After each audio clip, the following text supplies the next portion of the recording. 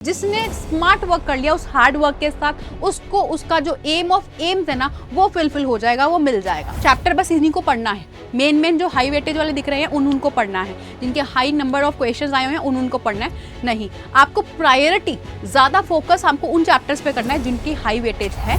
Hello students, कैसे हो आप सब? क्या हाल चाल? I hope you all are doing great. So myself Gunjan Goyal, chemistry educator for NEET UG, और आप आ गए हो एक अमेजिंग से प्लेटफॉर्म पे जहां पे आपकी प्रॉब्लम जो है वो सारी की सारी क्लियर होने वाली है ऑफ नीट नोवा। ठीक है, चलो स्टार्ट करते हैं। अगर आप लोग ये वीडियो देख रहे हो, that means you are desperately waiting for a session जहां पे आप लोगों को most important chapters, most important parts जो है वो कवर हो जाए, वो पता चल जाए कि कौन कौन सा पार्ट इंपॉर्टेंट है। क्योंकि स्टूडेंट्स देखो, हार्ड वर्क सभी कर रहे हैं, आपके जितने भी कॉम्पिटिटर्स हैं वो सभी हार्ड वर्क कर रहे हैं, लेकिन माय डियर स्टूडेंट्स, जिसने स्मार्ट वर्क कर लिया उस हार्ड वर्क के साथ, उसको उसका जो एम ऑफ एम्स है ना वो फुलफिल हो जाएगा, वो मिल जाएगा। ठीक है, तो आज without any further delay start करेंगे। Score 680 plus in NEET with these chapters. ठीक है, स्टार्ट करेंगे बच्चों। सबसे पहले तो अगर हम बात करें बायोलॉजी के, तो बायोलॉजी का पार्ट जो है वो वैसे ही आप लोगों का फेवरेट पार्ट रहता है, आई नो, लेकिन बायोलॉजी के अंदर वेटेज भी उतनी ही ज्यादा कैरी कर रहा है। तो कोशिश करो पहले तो आप लोगों के जो ये बायोलॉजी का वेटेज रहता है 300 प्लस, किसी को भी 300 से कम नहीं स्कोर करना है, 300 प्लस जो है वो बायोलॉजी के अंदर स्कोर करना है। ये सारे के सारे चैप्टर्स लिस्ट आउट करे हैं बायोलॉजी के, साथ ही में उसकी वेटेज यानी नंबर ऑफ क्वेश्चंस जो उससे पूछे जाते हैं वो मैंने लिस्ट आउट करे हैं। फटाफट से आप इसका स्क्रीनशॉट ले सकते हो। स्टार्टिंग करेंगे एनिमल किंगडम से 3-4 क्वेश्चन आते हैं, प्लांट किंगडम से 3-4 क्वेश्चन आते हैं, मॉर्फोलॉजी के कुछ 4 क्वेश्चन, मतलब इनमें से 4-4 क्वेश्चन आते ही आते हैं। सिमिलरली एनाटॉमी में 4 क्वेश्चन आ जाते हैं 4 मार्कर। देन उसके बाद बायोमोलिक्यूल में 3 to 4 मार्क के क्वेश्चंस देखने को मिलते हैं। सेल साइकिल, सेल डिवीजन जो है इसका भी अच्छा वेटेज रहता है। प्लांट फिजियोलॉजी के 13 से 14 क्वेश्चंस आते हैं। ह्यूमन फिजियोलॉजी के 8 to 9 क्वेश्चंस हमें देखने को मिलते हैं। Human reproduction 3-4 question, reproduction flowering plant 3-4 question. Principle of inheritance, देखो ये वाला पार्ट आपका बहुत इंपॉर्टेंट है। Principle of inheritance variation 5-6 marks का कवर करते हैं, 5-6 क्वेश्चन आते हैं।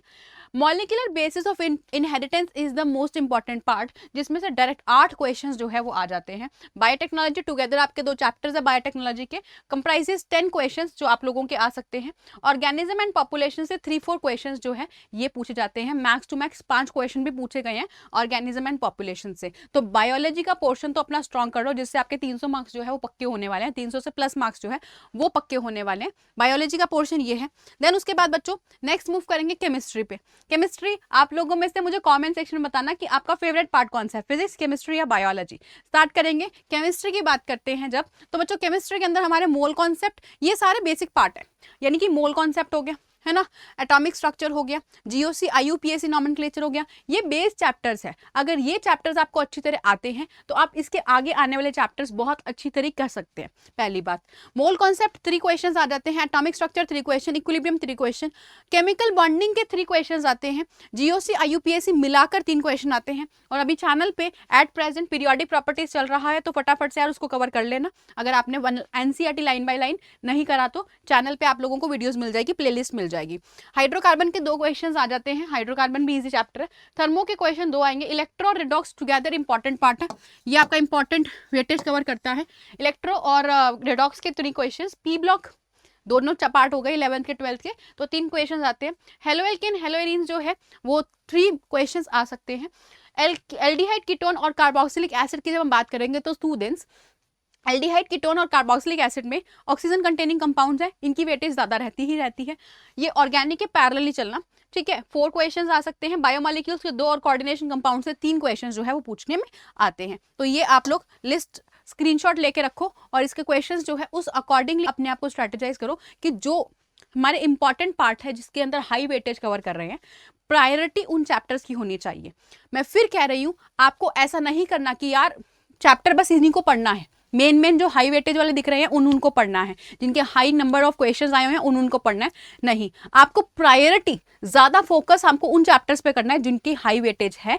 कोशिश यही करनी है कि हमें पूरा सिलेबस कंप्लीट करना है, क्योंकि पता है क्या होता है कि कोई चैप्टर को हमें लगता है बहुत हार्ड है, वो चैप्टर हम छोड़ देते हैं। बाद में पता चलता है कि जब क्वेश्चन आ रहा है ना बिल्कुल ईजी सा क्वेश्चन है, उसको हम अटेम्प्ट कर सकते थे। अगर एक सुपरफिशियल आइडिया हो उस चैप्टर का तो हम कर सकते थे, इसीलिए ध्यान रखना। ठीक है बच्चों, इसके बाद जाते हैं हम फिजिक्स के के ऊपर। फिजिक्स में आपके जो चैप्टर्स है ये लिस्ट आउट क्यों हैं? टोटली इन सभी चैप्टर्स में से आपके 100 मार्क का जो 100 मार्क्स जो है वो आपको मिल सकते हैं इन 8 चैप्टर से, यानी unit dimension, atom and nuclear, semiconductor, current electricity, alternating current AC, electrostatic, property of matter, moving charge and magnetism. ठीक है, तो इन चैप्टर्स को कर लोगे, आपके 100 मार्क्स जो है वो पक्के हो जाएंगे। मेरे बहुत सारे ऐसे स्टूडेंट्स थे जो मुझे ना ऐसा होता है ना कि स्टूडेंट्स हम लोगों को बताते रहते हैं कि मैम ये वाला पार्ट हमें डिफिकल्ट लग रहा है, ये पार्ट इजी लग रहा है। इवन मेरी काफ़ी फ्रेंड्स थे जब वो भी प्रिपरेशन कर रहे थे। तो यहाँ पे फिजिक्स के अंदर है ना बहुत प्रॉब्लम आती है नीट वाले बच्चों को। तो आपको अपने आप को वेल स्ट्रेटेजाइज करना है, हार्ड वर्क के साथ साथ स्मार्टली वर्क करना है, मोर इंपॉर्टेंट चैप्टर्स पे ज़्यादा फोकस करना है। ये नहीं है कि सिर्फ इन्हीं को पकड़ के चल जाओ कि हाँ इनको पढ़ लिया बाकी छोड़ दिए। आपको पढ़ना सब कुछ है, again I am telling you, पढ़ना सब कुछ है, लेकिन सिर्फ और सिर्फ इंपॉर्टेंट चैप्टर जो है उन पे ज़्यादा प्रायोरिटी देनी है, ज़्यादा फोकस करना है, ज़्यादा क्वेश्चन प्रैक्टिस करनी है, PYQs लगाने हैं। करेक्ट। इसके बाद में यहाँ पर gravitation, work power energy, rotational motion and dual nature. तो ये आपके फिजिक्स के वो चैप्टर्स हैं जो बहुत ज़्यादा वेटेज कवर कर रहे हैं, बहुत ज़्यादा इंपॉर्टेंट है आपके लिए, तो इनको मिस आउट मत करना। ठीक है, और do let me know students, क्या आप लोगों को ऐसी वीडियो भी चाहिए जिसके अंदर आपके जैसे केमिस्ट्री के अंदर स्पेसिफिकली हर चैप्टर में किस टाइप के क्वेश्चंस पूछे जाते हैं, जैसे मोल कॉन्सेप्ट हो गया, उसके अंदर कौन से क्वेश्चंस आ रहे हैं, स्टोइशियोमेट्री, लिमिटिंग रिएजेंट।